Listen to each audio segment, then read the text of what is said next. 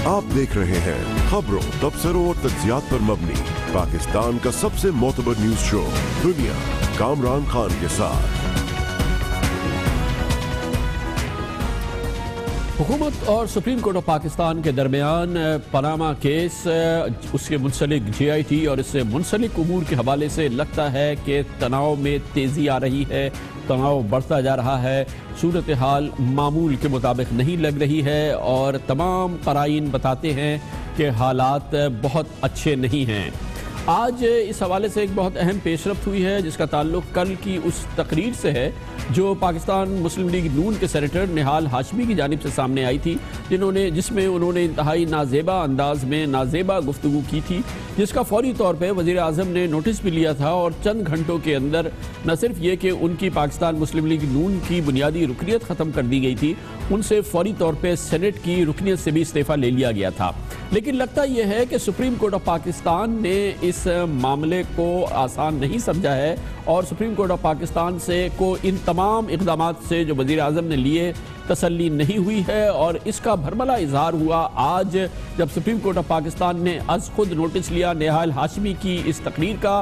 निहाल हाशमी को आज तलब किया और उसके साथ ही attorney general of Pakistan Ashtar Ausaf को भी सुप्रीम कोर्ट ऑफ पाकिस्तान में तलब किया गया। केस की समाअत के दौरान बेंच के सरबराह जनाब जस्टिस एजाज अफजल ने अटॉर्नी जनरल अशतर औसाफ को मुखातिब करते हुए कहा, आपकी हुकूमत हमारे लिए मसाइल पैदा कर रही है, हम किसी से डरने वाले नहीं, किसी किस्म के नताइज से नहीं घबराएंगे, लेकिन जो भी हमारी या अदलिया की तस्दीक करेगा उसके खिलाफ सख्त कार्रवाई करेंगे।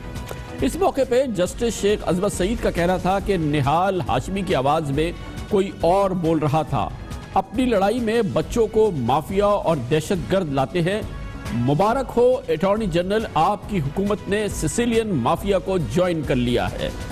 मौजूद जज की जानिब से हुकूमत और माफिया के ताल्लुक को पनामा केस के फैसले में वज़ीर आज़म की गॉड फादर से मुवासलत जानकर हुकूमत पाकिस्तान के तर्जुमान ने आज इसका सख्त नोटिस लिया है और आज के इन रिमार्क्स पे हुकूमत ने बाकायदा एक प्रेस रिलीज जारी किया है जिसमें जस्टिस अजमत सईद का नाम लिए बगैर उनके रिमार्क्स पर इंतहाई अफसोस का इजहार किया गया है। आज हुकूमत पाकिस्तान के तर्जुमान का कहना था कि मौजूद जज का हुकूमत को सिसिलियन माफिया और अटॉर्नी जनरल को उनका नुमाइंदा करार देना इंतहाई अफसोसनाक है। इससे दुनिया भर में पाकिस्तान के वकार को धचका पहुंचेगा। ऐसे रिमार्क्स आला अदलिया की रिवायत, जज साहिबान के हलफ, सुप्रीम कोर्ट के ज़ाब्ता अखलाक और हक़ाइक़ के मुनाफी हैं और इस तरह से हुकूमत ने ये एक सख्त बयान है जो जारी किया। ये भी कहा गया कि मौजूद जज ने मामले से मुकम्मल आगाही के बगैर बेबुनियाद इल्ज़ामात लगाए, वज़ीर आज़म के निहाल हाशमी के खिलाफ इक़दाम को नज़रअंदाज कर दिया। हुकूमत ने निहाल हाशमी का बयान सामने आते ही फौरी गम गुस्से का इजहार किया था, तादीबी इक़दाम उठाए थे। वज़ीर इत्तलात ने बयान दिया था कि निहाल हाशमी की ज़ाती ख्यालात हैं। आज केस की समाअत के दौरान एक और बहुत अहम पेशरफ्त हुई है जो कि जैसा कि मैंने बताया आपको कि टेंशन बढ़ रही है और इस हवाले से मुख्तलिफ मामलात हैं जो सामने आ रहे हैं। आज की जो अहम पेशरफ्त हुई, दूसरी अहम पेशरफ्त वो ये थी कि सुप्रीम कोर्ट ऑफ पाकिस्तान ने JIT के इंतखाब में रजिस्ट्रार के किरदार के हवाले से पहली बार खबरों पर रद्द-ए-अमल का इजहार किया है और इस मामले पर बेंच के सरबराह जस्टिस एजाज अफजल ने आज सारी जिम्मेदारी खुद कबूल कर ली और बेंच ने कबूल कर ली। ये वो मामलात हैं जिसमें सामने आया था कि registrar supreme court Arbab Arif ने मुख्तलिफ महकमों में जिसमें कि SCCP, state bank of Pakistan और NAB शामिल था, बराह रास्त फ़ोन कॉल किए और बराह रास्त ऑफिसर्स के नाम लेके कहा गया कि इनके नाम सुप्रीम कोर्ट पे भेजे जाए ताकि उनको JIT में शामिल कर लिया जाए। और दिलचस्प बात यह है कि इनमें से जो अफसरान के नाम सामने आए, पाकिस्तान मुस्लिम लीग नून को उन पर शदीद एतराज़ है और उसका एक अलग से बैकग्राउंडर है जो कि मुस्लिम लीग नून ने जिसकी बुनियाद पर इन पर एतराज़ भी किए हैं। जस्टिस एजाज अफजल ने आज इस मामले पर रिमार्क देते हुए कहा कि JIT हमने बनाई है, रजिस्ट्रार को भी हमने हिदायत दी थी, JIT से मुताल्लिक मुबालगा आराई की जा रही है। इस तरह से आज इस JIT के मामले पर सुप्रीम कोर्ट ऑफ पाकिस्तान ने पूरी ओनरशिप ले ली है और कहा है कि अगर रजिस्ट्रार ने फ़ोन किए, जिस अंदाज से वे फ़ोन किए, जो नाम मांगे, दरअसल वो सुप्रीम कोर्ट का हुक्म था जिसको वो कम्युनिकेट कर रहे थे। जस्टिस एजाज अफजल ने कहा कि हम जानते हैं हमें क्या करना है, हम फरिश्ते नहीं जो काम करते हैं कानून के मुताबिक करते हैं। सुप्रीम कोर्ट हमारी ज़िंदगी है, चाहे अंजाम कुछ भी हो। इस हवाले से बदएतबादी फैल रही है, क्योंकि इस मामले पर अब आरा भी सामने आ रही है, रजिस्ट्रार की तरह इस मामले पे राय सामने आ रही है कि क्या सुप्रीम कोर्ट ऑफ पाकिस्तान इस तरह से नाम मांग सकता है, क्या रजिस्ट्रार ने ये काम कानूनी किया है, ये क्या लीगल अमल था जो किया गया है। इस पर मुख्तलिफ आरा सामने आ रही हैं और इस पर बड़ी कड़ी राय दी है आज पाकिस्तान पीपल्स पार्टी के रहनुमा और वकला तहरीक के सबसे अहम रहनुमा जनाब सेनेटर एतजाज़ अहसन ने। ये इल्ज़ाम बज़ाहिर सुप्रीम कोर्ट के रजिस्ट्रार पे है कि रजिस्ट्रार ने ये धांधली करने की कोशिश की। असल में ये इल्ज़ाम सुप्रीम कोर्ट के जज साहिबान पे है, क्योंकि रजिस्ट्रार की मजाल नहीं है, रजिस्ट्रार का मकाम नहीं है कि वो इस किस्म का काम करे जब तक उसको चीफ जस्टिस के कहने या बेंच के सीनियर जज के कहे बगैर नहीं कर सकता। और इस तरह मुलव्वस किया जा रहा है जज साहिबान को कि जज साहिबान ने जेआईटी की तश्कील के लिए मंजूर नज़र अफराद को जेआईटी में नामजद किया। ये इल्ज़ाम रजिस्ट्रार पर नहीं है, ये इल्ज़ाम बराह रास्त जजेस पे है। और मेरी ये तजवीज़ है कि सुप्रीम कोर्ट का एक फुल कोर्ट बेंच फौरन बनाया जाए इस खबर की तह तक पहुंचने के लिए। अगर रजिस्ट्रार है और आज खुद किया है तो उसके खिलाफ एक्शन होना चाहिए।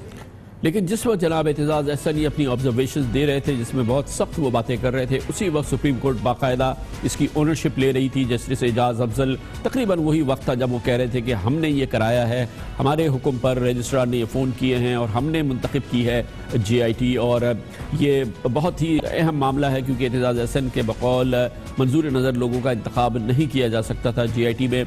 और दूसरी जानिब आज की एक और अहम डेवलपमेंट थी, वज़ीर आज़म के साहबजादे हुसैन नवाज शरीफ आज तीसरी बार जेआईटी के सामने पेश हुए। ये वो जेआईटी है जिसके हवाले से उसके कुछ मेंबरान पर इनके तहफ़्फ़ुज़ात भी हैं। आज सुबह 11 बजे से लेकर तकरीबन 4:30 बजे तक, तकरीबन 5.5 घंटे तक आज हुसैन नवाज शरीफ एक बार फिर जुडिशल अकेडमी में रहे।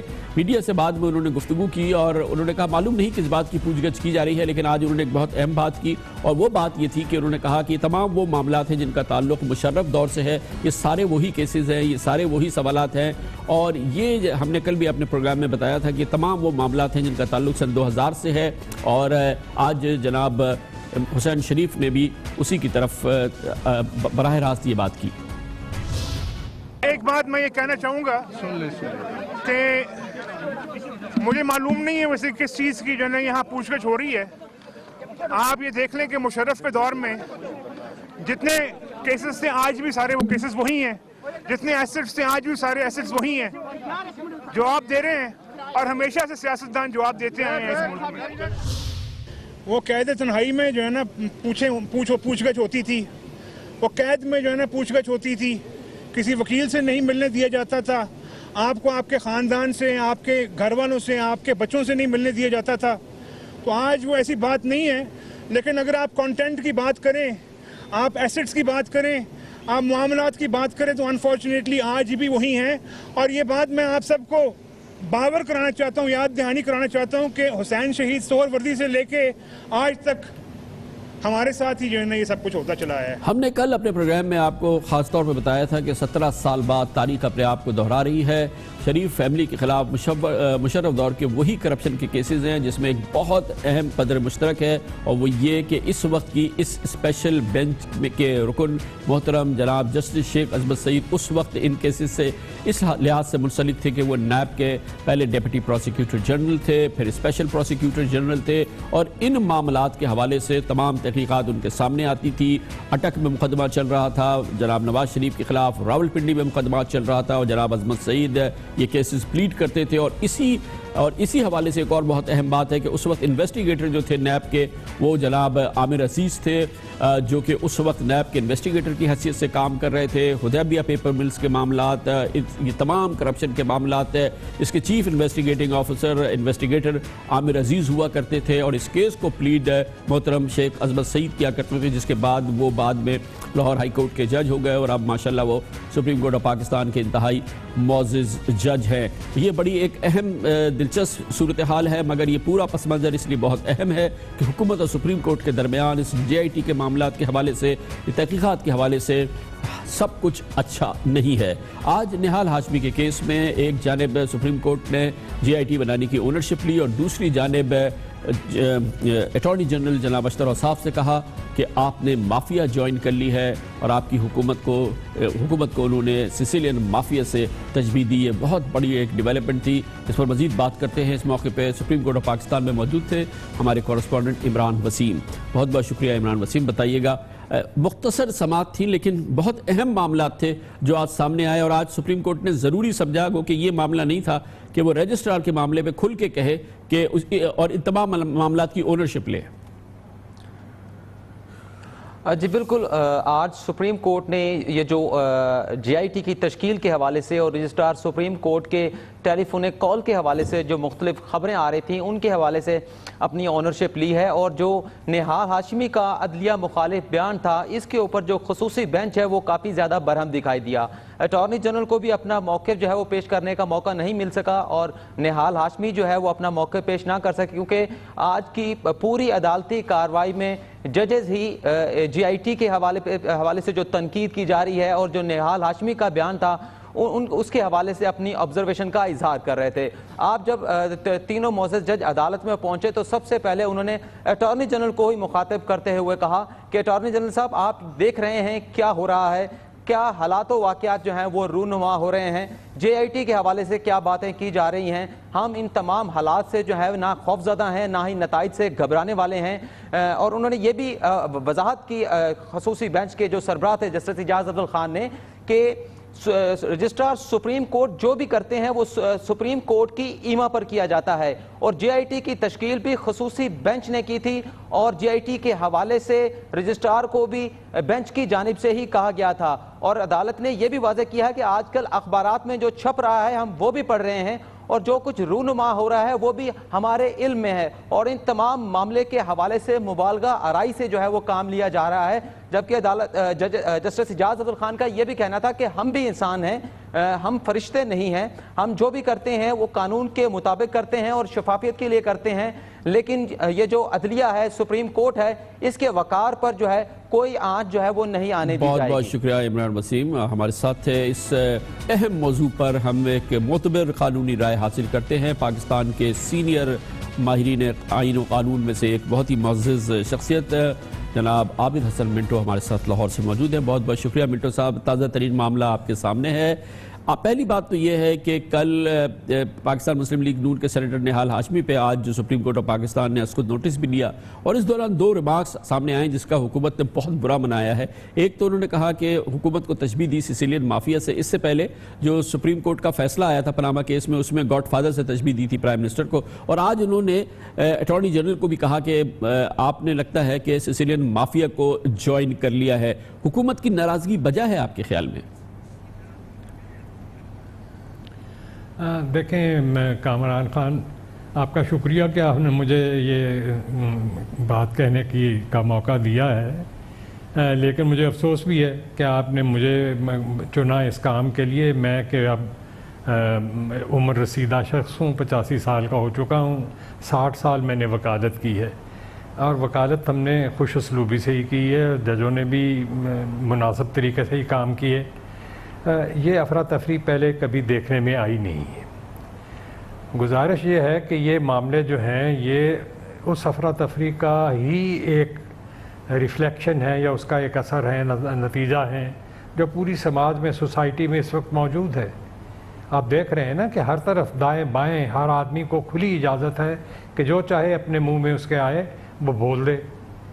वो चाहे ट्विटर में लिख दे, चाहे वो फेसबुक पे लिख दे, चाहे वो सोशल मीडिया के किसी और जगह पे कह दे, चाहे वो बाज़ार में कह दे, चाहे वो प्रेस कॉन्फ्रेंस में कह दे, हर आदमी आज़ाद है जो बात वो कह दे। और लोग डरते हैं कि क्या कह देगा और क्या क्या कहा जाएगा।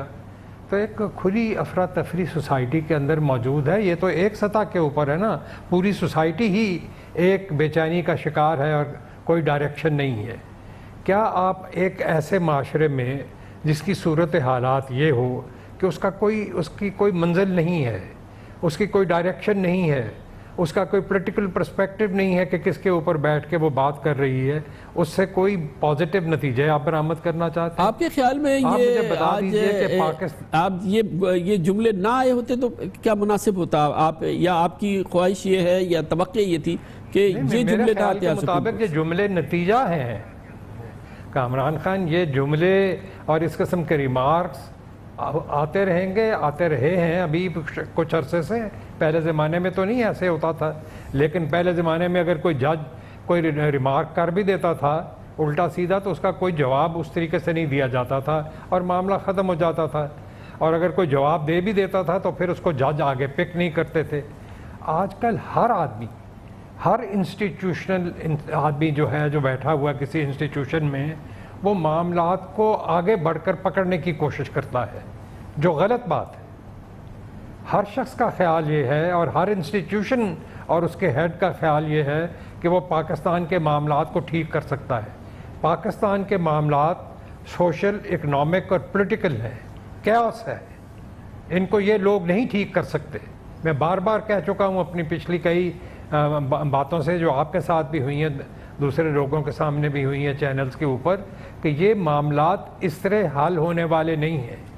कोई पॉलिटिकल प्रोसेस आपको नजर आता है, लेकिन ये एक सीरियस सिचुएशन है ना मिंटो साहब के अदालत की जानिब से हुकूमत को माफिया कहा जाए, हुकूमत उसका बुरा मनाए और उस पर उसको अदालत को अपना कोड ऑफ कॉन्डक्ट याद दिलाए। नहीं, वो ठीक है, हुकूमत के ऊपर ये बहुत सारी बातें कह दी गई हैं, लेकिन मैं आपसे पूछना चाहता हूँ कि हुकूमत ने कोई अपनी असेंबली पार्लियामेंट को तलब किया है इजहार सवालात के ऊपर?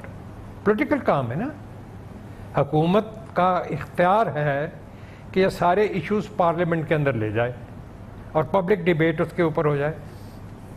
क्या हुकूमत ने ऐसा इक़्तिदाम किया है?